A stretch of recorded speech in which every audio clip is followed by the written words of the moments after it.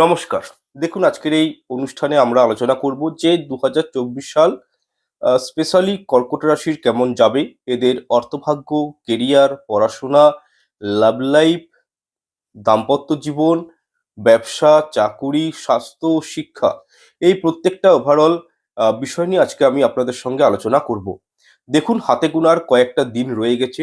২০২৩ শেষ এবং ২০২৪ শুরু হতে চলেছে। আপনারা অনেকেই কমেন্ট করেছেন, আপনাদের অনেক জিজ্ঞাসা রয়েছে, অনেক আপনারা এক্সাইটমেন্ট রয়েছেন যে কর্কট রাশির কেমন যাবে ২০২৪ সালটা। তো সেক্ষেত্রে আপনাদের জন্যই, আপনাদের অনুরোধেই আমি আজকের এই অনুষ্ঠানটি আপনাদের সামনে আমি উপস্থাপনা করতে চলেছি। আশা করছি ভিডিওটি দেখার পর আপনারা যথেষ্ট উপকৃত সমৃদ্ধ হবেন। এবং আমি অনুরোধ করব, আপনারা যারা কর্কট রাশির মানুষজন রয়েছেন, জাতক জাতিকা রয়েছেন, তারা আজকের এই ভিডিওটি অবশ্যই দেখুন। তবে যদি আপনার কর্কট রাশি নাও হয়ে থাকে, তবুও আজকের ভিডিওটি দেখুন, কারণ এমনটাও তো হতে পারে আপনার প্রেমিক প্রেমিকা, মা বাবা, ভাই বোন, বা আপনার ফ্রেন্ড সার্কেলে বা আপনার ওয়াইফ কেউ হয়তো কর্কট রাশি রয়েছে।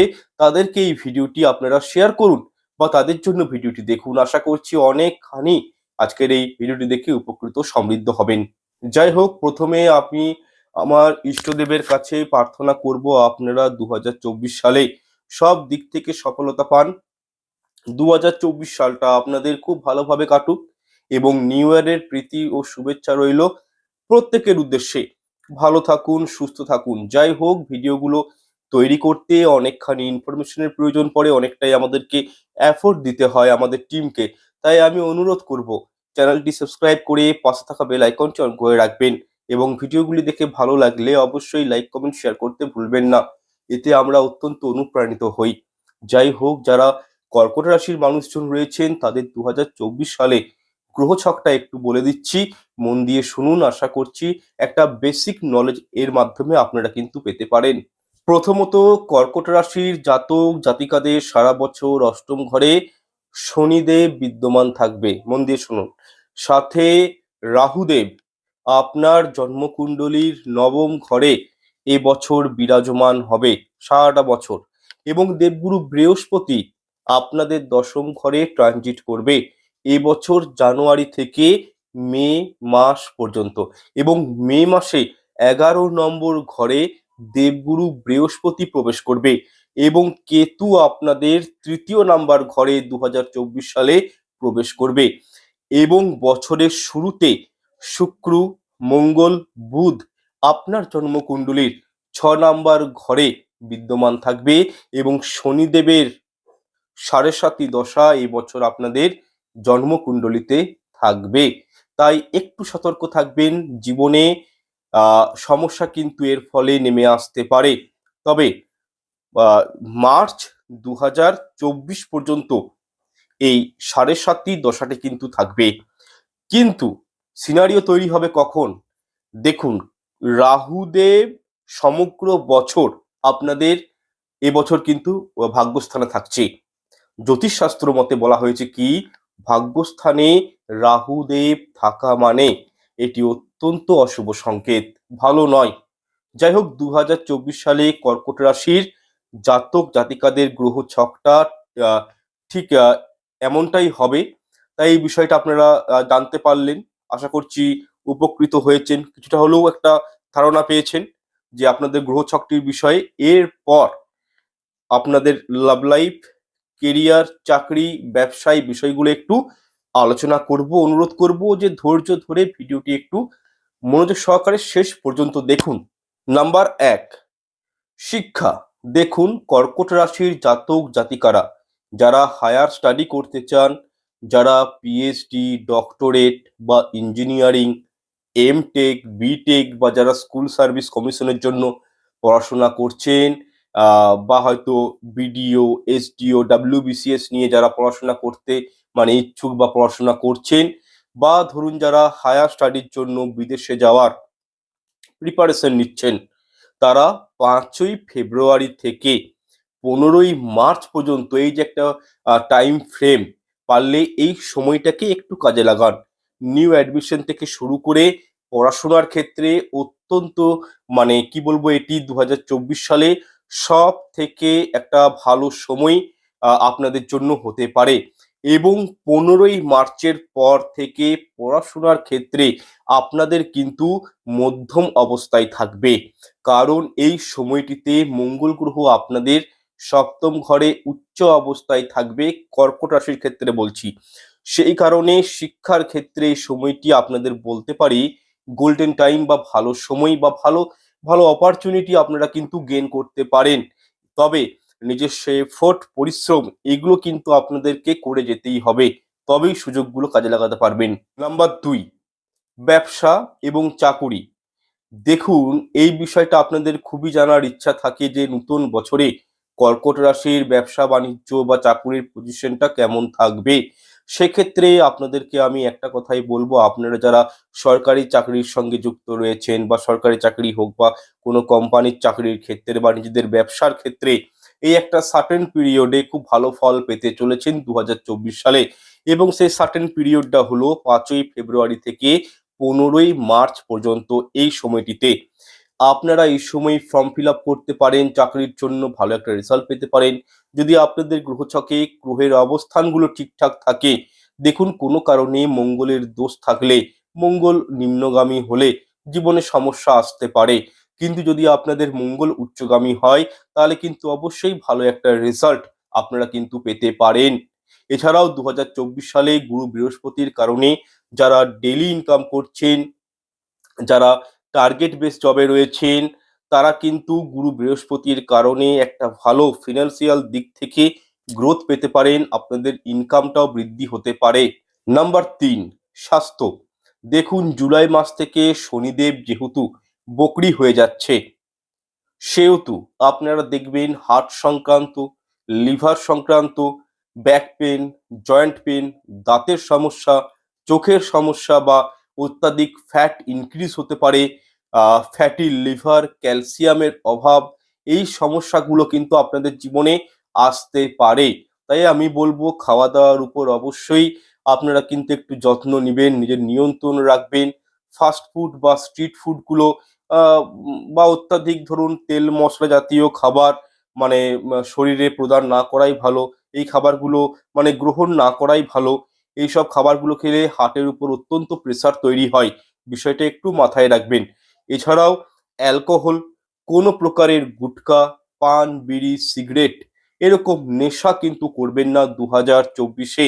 স্ট্রিক্টলি নিষেধ করছি, জীবনে সমস্যা আসতে পারে শারীরিক দিক দিয়ে। নাম্বার 4, দাম্পত্য জীবন, বিবাহ যোগ ও লাভ রিলেশন। দেখুন, 2024 সালের জুলাই মাসের পর থেকে আপনাদের দাম্পত্য জীবনে সুখ শান্তি আসবে, এবং স্বামী স্ত্রীর মধ্যকার যে অশান্তিটা দীর্ঘদিন ধরে রয়ে গেছিল, সেটা আশা করছি দূর হয়ে যাবে। এবং ধরুন, যাদের কোনো মানে কোনো না কোনো কারণে ধরুন সম্বন্ধ বারবার ভেঙে যাচ্ছিল, কিছুতেই বিয়ে হচ্ছিল না, পাকা কথা হয়েও সম্বন্ধ ভেঙে যাচ্ছে, এরকম একটা সিনারিও যাদের মধ্যে ছিল, সেই জায়গাটা কিন্তু দেখবেন মানে 2024-এর জুলাই মাসের মানে পর থেকে আস্তে আস্তে জায়গাটা কিন্তু স্ট্যাবল হতে শুরু করবে। দেখুন, যারা প্রেম বিবাহ করতে চাইছেন তারা একটু সতর্ক থাকবেন। মামলা মোকদ্দমা, কোর্ট কেস কাচারিতে ফেঁসে যেতে পারেন। এবং এই কোর্ট কাচারিটা কিন্তু আবার দেখুন, মেয়ে পক্ষ থেকে হতে পারে, ছেলের পক্ষ থেকেও হতে পারে। তাই বিষয়টি কিন্তু একটু সাবধানে থাকবেন, কারণ শনিদেব এবছর আপনাদেরকে মানে কখনো খারাপ ফল কখনো ভালো ফল এরকম ভাবেই আপনাদের কিন্তু থাকবে। এবং সমগ্র বছরের প্রথম দিকটাতে যেটা বললাম আমি, যে 7.5 থাকছে, দশা থাকছে, সেই কারণেও কিন্তু আপনাদের মানে সমস্যায় পড়ে যেতে পারেন। এবং যারা এখনো পর্যন্ত ধরুন লাইফ পার্টনার বা মানে পাননি, মনের মতন মানুষটি খুঁজে পাননি, তারা জুলাই মাসের পর থেকে দেখবেন আপনার নিঃসঙ্গ জীবনে নতুন কেউ আসতে পারে। এবং প্রেমিক প্রেমিকার ক্ষেত্রে 2024 সাল মধ্যম অবস্থায় থাকবে, অর্থাৎ না খুব ভালো না খুব খারাপ, মাঝে মধ্যে কিন্তু মানে নোকঝোঁক দেখা দিতে পারে। মানে প্রেমের বিষয়ে কথা বলছি। সেক্ষেত্রে হয়তো কখনো মানে মিসআন্ডারস্ট্যান্ডিং রাহুদেবের কারণে তৈরি হতে পারে আপনাদের এবছর। সেহেতু নিজের রাগকে কন্ট্রোলে রাখবেন, এবং সম্পর্কগুলোকে ভালো রাখার জন্য অবশ্যই মাথা ঠান্ডা রেখে বাক্য প্রয়োগ করবেন। এটি কিন্তু 2024 সালে আপনাদেরকে এইভাবেই চলতে হবে।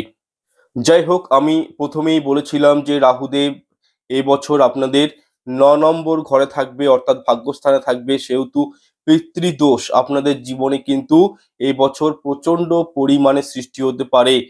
তাই অবশ্যই ভাগ্যস্থানে রাহুদেব থাকা মানে শাস্ত্র কি বলছে, জ্যোতিষশাস্ত্রের মতে বিভিন্ন দিক দিয়ে আপনারা কিন্তু অসফলতার মুখ দেখতে পারেন, প্রচুর ঋণে জর্জরিত হয়ে যেতে পারেন যদি পিতৃদোষ তৈরি হয়ে যায় বা রাহুদেব নবম ঘরে বিরাজ করে। বিশেষ করে বড় ধরনের কোনো ইনভেস্টমেন্ট এবছর আপনারা কিন্তু করবেন না। শেয়ার মার্কেটে টাকা পয়সা লাগাবেন না।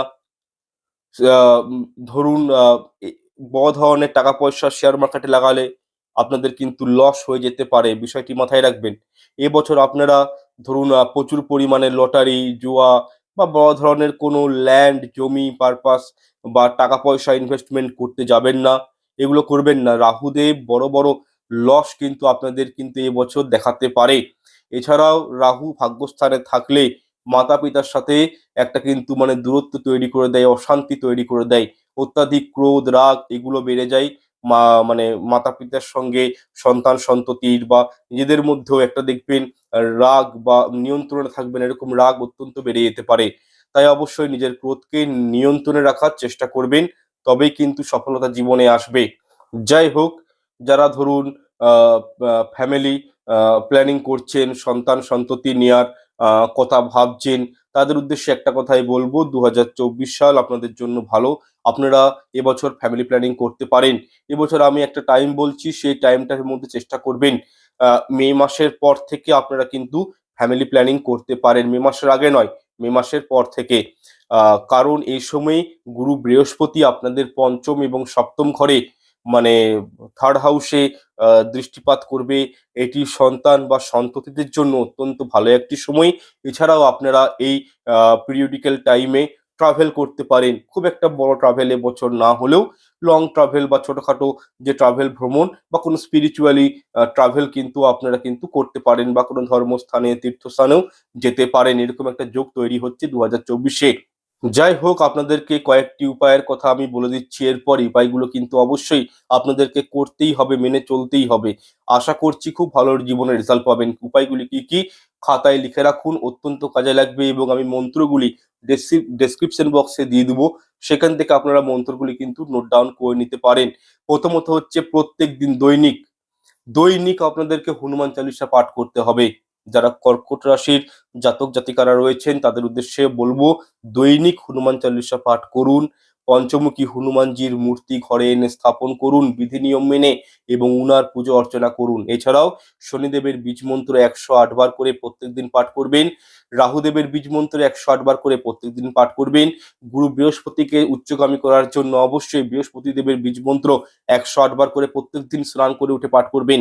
এবং মঙ্গল গ্রহের বীজ মন্ত্র আপনারা কিন্তু 108 বার করে পাঠ করবেন। এবং প্রত্যেক দিন সূর্যদেবকে অর্ঘ্য জল নিবেদন করবেন।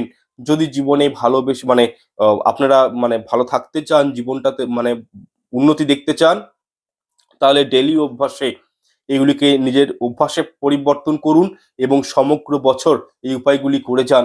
অবশ্যই আপনাদের মানে জীবনে সফলতা আসবে, উন্নতির শিখরে পৌঁছাতে পারবেন, এবং ছোটখাটো যে বাধা বিঘ্নগুলো আপনাদের জীবনে রয়েছে সেগুলো কিন্তু আস্তে আস্তে আপনাদের জীবন থেকে অনেকখানি দূরে সরে যাবে। যাই হোক, আজকের এই ভিডিওটি আমি এখানে শেষ করলাম। ভিডিওটি কেমন লাগলো তা অবশ্যই কমেন্ট সেকশনে কমেন্ট করে জানাবেন। ভালো লাগলে অবশ্যই লাইক কমেন্ট শেয়ার করতে ভুলবেন না, এবং চ্যানেলটি সাবস্ক্রাইব করে রাখবেন এরকমই সব নিত্য নতুন ধার্মিক সংক্রান্ত এবং অ্যাস্ট্রোলজি সম্পর্ক ভিডিও দেখার জন্য। ঈশ্বর আপনাদের মঙ্গল করুক। নমস্কার, ধন্যবাদ।